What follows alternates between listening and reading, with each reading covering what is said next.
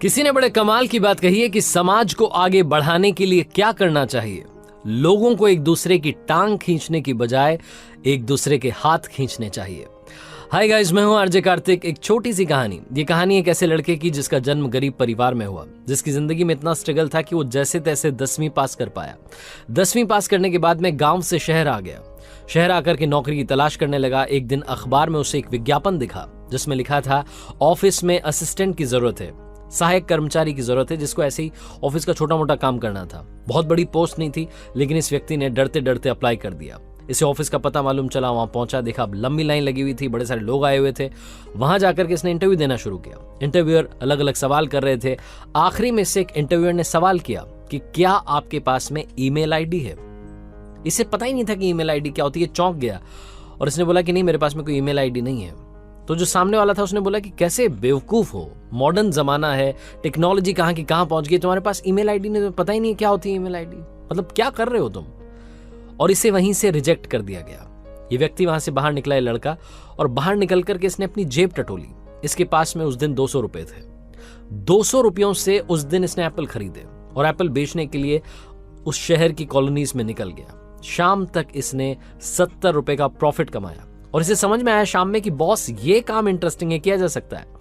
270 रुपए से अगले दिन फिर से एप्पल खरीदे, फिर से अगले दिन एप्पल खरीदे, एप्पल खरीदने लगा। धीरे धीरे मंडी में एक छोटी सी दुकान इसकी भी हो गई।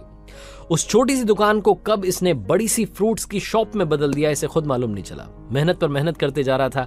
एक दुकान जब सेटल हो गई थी, जब खरीदार आने लगे थे, कस्टमर्स बढ़ने लगे थे, तो इसने एक और दुकान लगा ली। एक और फ्रूट्स की शॉप हो गई, फिर तीसरी हो गई, चौथी हो गई। उस शहर में इसकी अकेले की 7 से 8 शॉप्स खुल चुकी थी। अब इसे लग रहा था कि इस बिजनेस को बड़ा करना चाहिए। एक दिन अपने गांव गया। गांव जाकर के रिश्तेदारों को, दोस्तों को बताया कि बॉस, ये वाला अपना काम चल रहा है शहर में, अगर आप आना चाहो तो आ सकते हो।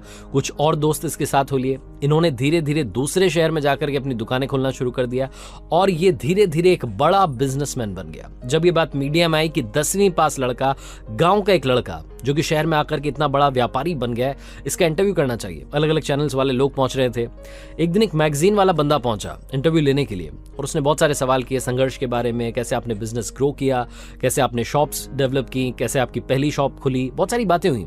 और आखिरी में उसने कहा कि आपके पास अगर ईमेल आईडी हो तो मुझे दे दीजिए, ये इंटरव्यू मैं आपको मेल कर दूंगा।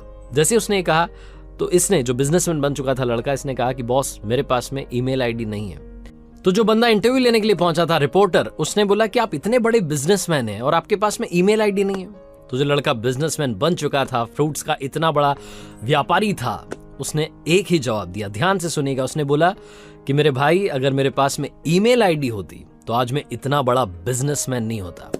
छोटी सी कहानी लाइफ में बहुत बड़ी बात सिखाती है। जिंदगी में हर किसी के पास अपना टैलेंट है। अपने टैलेंट को पहचानिए, कॉपी करना बंद कीजिए। जब आप खुद का काम करेंगे, खुद की क्षमता को पहचान करके काम करेंगे, वो काम असफल हो ही नहीं सकता। आप पास होकर के रहेंगे, इस बात की गारंटी है। आरजे कार्तिक एक बार फिर से आपसे कहेगा, अपनी क्षमता को पहचानिए और कर दिखाइए कुछ ऐसा कि दुनिया करना चाहे आपके जैसा। याद रखिए, हर सोमवार सुबह 9:30 बजे मेरे चैनल पर देखिए एक नई कहानी।